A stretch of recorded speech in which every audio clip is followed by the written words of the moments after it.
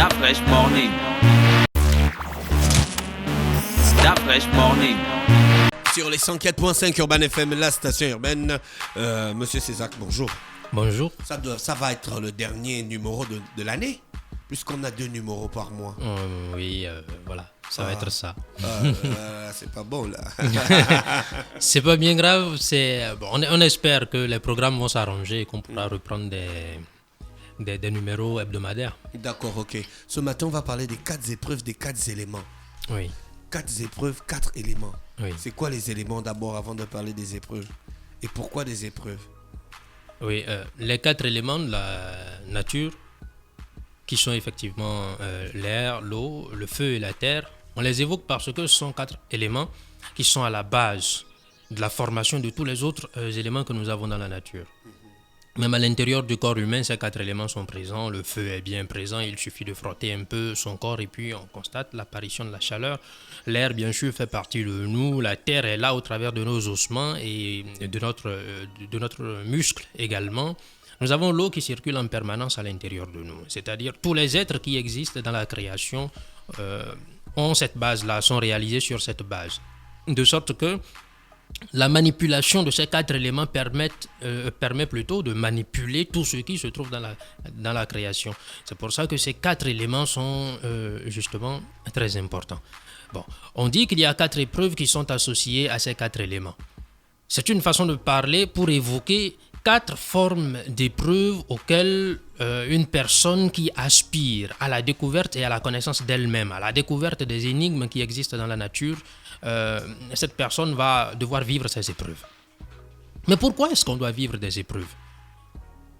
Premièrement, il faut commencer par reprendre conscience de l'objectif même de la vie sur la Terre. Quand nous observons la création dans laquelle nous sommes, la Terre et toutes les autres planètes qui y sont, voilà, en off tout de suite avant de commencer cette émission, vous évoquiez ces choses extraordinaires qui existent dans le monde, la façon dont la Terre évolue. Et ça surprend beaucoup de personnes d'apprendre que le Soleil, par exemple, est en mouvement. On ne s'en rend même pas compte. Le Soleil est en mouvement, tourne autour d'un grand Soleil qui se trouve à l'intérieur de ce qu'on appelle notre Pléiade. Notre Pléiade qui a un Soleil central qu'on appelle Alcyone. Ce Soleil tourne autour de notre grand Soleil qu'on appelle Sirius. Et l'univers est terrible. L'univers, c'est quelque chose qui est grand. Et l'être humain, on dit qu'il est réalisé, on va dire, sur le même modèle sur lequel l'univers a été réalisé. C'est pour ça qu'on l'appelle le microcosme. Et aujourd'hui, cet être humain réduit complètement sa vie simplement à chercher à manger, à gagner un petit salaire à la fin du mois et à mourir comme un chien, simplement. Et puis c'est tout. Et il trouve que ça lui va. Bien sûr, la cause de ceci vient du fait que notre conscience s'est complètement endormie et qu'on a oublié qui est-ce qu'on est. C'est-à-dire que ce sont, on va dire un peu comme ce sont des rois à qui on a effacé la mémoire et qu'ils ne se souviennent même plus de leur royaume, qui ne savent plus qu'ils ont eu des temps où ils étaient des gens glorieux. C'est ça le problème de nous les êtres humains aujourd'hui. Et nous, ce qu'on essaye de faire au travers de notre association AGEAC, c'est simplement de rappeler à l'être humain qu'il ne doit pas être ce qu'il est. Ce que nous sommes aujourd'hui, c'est une aberration. D'avoir oublié qui est-ce que nous sommes, d'avoir abandonné tous nos pouvoirs, toutes nos facultés, toutes nos vertus, de transformer notre monde en un dépotoir, de transformer notre monde en quelque chose qui est invivable. Aujourd'hui, dans le monde, nous savons que nous sommes en train de détruire cette humanité ou cette création dans laquelle nous sommes et que la Terre sera difficilement vivable, si elle ne l'est déjà. Mais pourtant, ça ne nous dérange pas. Nous sommes devenus plutôt destructeurs pour ce monde dans lequel nous sommes, au lieu d'être plutôt les protecteurs. On dit même dans les livres sacrés, et les personnes qui ont une certaine foi religieuse aiment bien le dire, que la création a été réalisée et l'homme a été créé en dernier et on lui a confié cette humanité. Mais qu'est-ce qu'il fait de cette création? Il l'a détruit. Il l'a détruit parce qu'il a oublié qui est-ce qu'il est. Et pour redevenir qui est-ce qu'on est, bien sûr, il faut vérifier chez cet être humain qui veut candidater, qui aspire à redevenir celui qu'il est véritablement. Il faut vérifier chez lui ses capacités. Il faut vérifier chez lui sa bonne foi. Il faut vérifier chez lui sa bonne volonté à vouloir se transformer. C'est pour ça que les épreuves existent.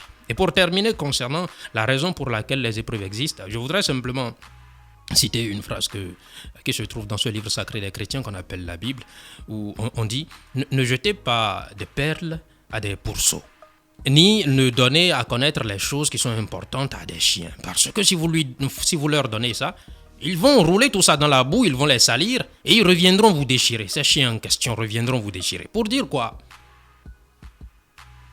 Ce qu'on va recevoir, ce qu'on va obtenir en redevenant celui qu'on est réellement, c'est-à-dire un être divin, oui, c'est un être divin ce qu'on est.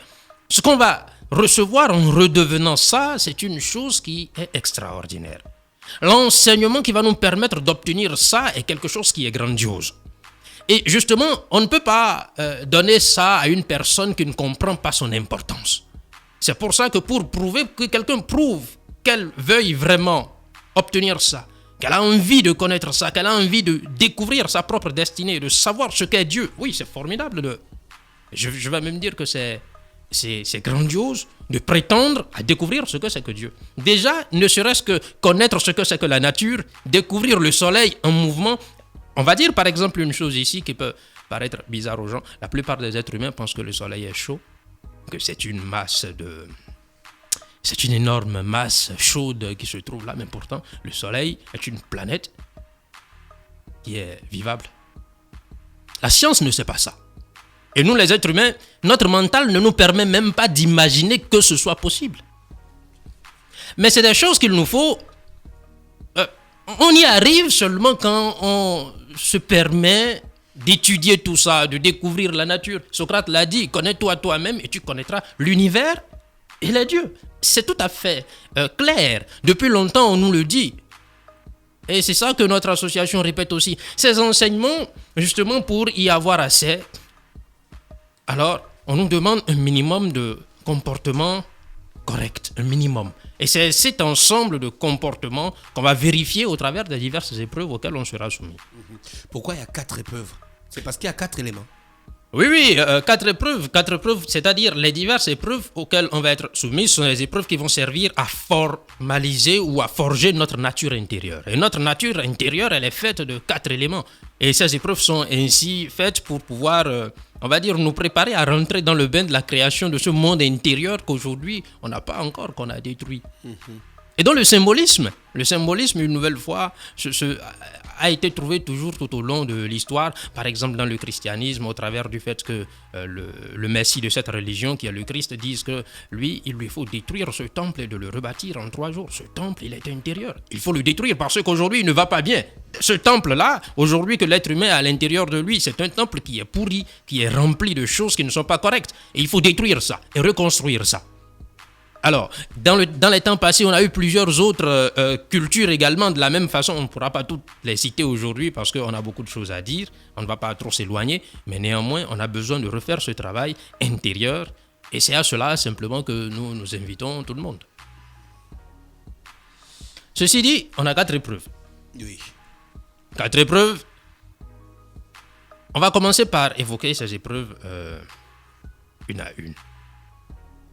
Si on prend, par exemple, l'épreuve de l'air, en quoi ça consiste? Déjà, il faut savoir pour toute personne qui aspire à découvrir ces choses que vivre les épreuves ne nécessite pas de s'éloigner de la ville, de partir dans dans une brousse, se retirer dans une grotte, manger des racines et des herbes, et puis, ne pas s'habiller et rester là simplement isolé de la société, non. C'est à l'intérieur de la société même qu'on peut vivre ces épreuves parce que la vie que nous menons chaque jour nous offre l'opportunité d'être évalués. L'épreuve de l'air a un objectif. L'objectif qu'il a, c'est de vérifier la capacité de l'aspirant à se détacher de toutes les choses matérielles qui peuvent exister. Ce qui fait qu'une personne dont la moralité est douteuse, de sorte que cette personne s'accroche plus aux choses qui sont de type matériel, que cette personne ne peut pas supporter, par exemple, de perdre son téléphone portable. C'est une personne qui n'est pas capable de réussir à l'épreuve de l'air. C'est impossible. Une fois encore, on va évoquer un nouveau passage de la Bible où on entend dire que construisez dans les cieux plutôt que de construire sur la terre. Parce que sur la terre, les voleurs vont vous voler ce que vous aurez construit et tout ça. Et alors que dans les cieux, la rouille ne pourra pas gagner ce que vous aurez construit. C'est un conseil qui sert à réussir à l'épreuve de l'air. Qu'est-ce que ça veut dire de ne pas s'attacher aux choses matérielles? Ça ne veut pas dire qu'il ne faut pas les avoir, parce qu'il y a d'autres personnes aussi qui espèrent en se disant que peut-être ça vaudrait mieux, je ne vais plus travailler, je vais rester chez moi à la maison, donc je n'ai pas besoin d'argent, je vais peut-être commander. Non, c'est pas ça la vie qu'on demande à quelqu'un pour pouvoir se découvrir. Non. La personne a pour devoir d'essayer d'offrir à sa famille le nécessaire. C'est fondamental. On a tous besoin d'un toit, on a tous besoin de se nourrir, on a tous besoin de s'habiller, on a tous besoin de ça. La personne doit lutter pour obtenir ça. Mais la personne doit savoir que tout ce que la vie lui permet de gagner, elle ne doit pas s'attacher à ça au point d'en devenir esclave. Parce que si c'est le cas, elle ne pourra jamais réussir à ces épreuves. Réussir à une épreuve de l'air nécessite donc qu'on ait la capacité de pouvoir se détacher de tout ce qui soit de type matériel. Se détacher ne veut pas dire jeter, se détacher veut dire on peut avoir, mais ne pas être esclave. Ça n'est qu'une forme d'épreuve. Il y a une autre forme d'épreuve, par exemple, qu'on va appeler l'épreuve de l'eau, au travers de laquelle on cherche à vérifier chez l'aspirant sa capacité de s'adapter à toutes les circonstances de la vie. Ces choses que nous sommes en train de dire, pour beaucoup de personnes, ça peut... Et ils vont se dire, tout ça, ça sort d'où? Qu'est-ce que c'est que ça? Et pourtant, ce sont des données précieuses. Données précieuses pour l'individu qui aspire à se connaître, de savoir que ces épreuves existent. Et que quand les phénomènes commencent par se dérouler devant nous, et que quelque chose veut tout simplement nous faire vaciller, par exemple, par rapport à quelque chose qu'on possède. Je possède un bel ordinateur qui m'a coûté très cher et qui m'a été volé, et que je veux tomber dans le fait de commencer à maudire toutes ces personnes qui m'ont volé ça, de les insulter. Alors je garde mon calme en sachant que, oui, on peut me le prendre, je peux en retrouver un autre. Ça serait quelque chose d'important pour réussir à une telle épreuve. Dans l'épreuve de l'eau que nous sommes en train d'évoquer, on disait que ce qu'il faut là, c'est de savoir s'adapter à toutes les circonstances de la vie. Savoir s'adapter à une bonne ou une mauvaise circonstance. Parce que la vie est faite de façon à ce que les circonstances ne durent jamais éternellement. Le bonheur ne dure pas éternellement. Le malheur aussi ne dure pas éternellement. C'est des choses qu'il faut savoir. Les personnes qui pensent qu'elles pourront être heureuses toute la vie ou qui espèrent obtenir une situation qui les rendra heureuses toute la vie, ce sont des personnes qui se trompent. Le monde n'est pas fait pour ça. Quel que soit ce que vous possédez, il y a toujours des instants de douleur et il y a d'autres instants de bonheur. La vie est faite ainsi. Le soleil se lève et le soleil se couche. C'est ainsi que le bonheur arrive et le malheur également arrive.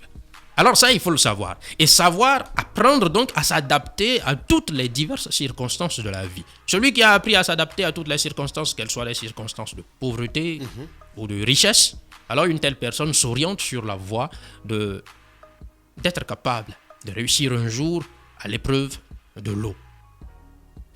Ça veut dire que vous voyez que toutes ces choses nécessitent, on va dire, une condition intérieure morale juste.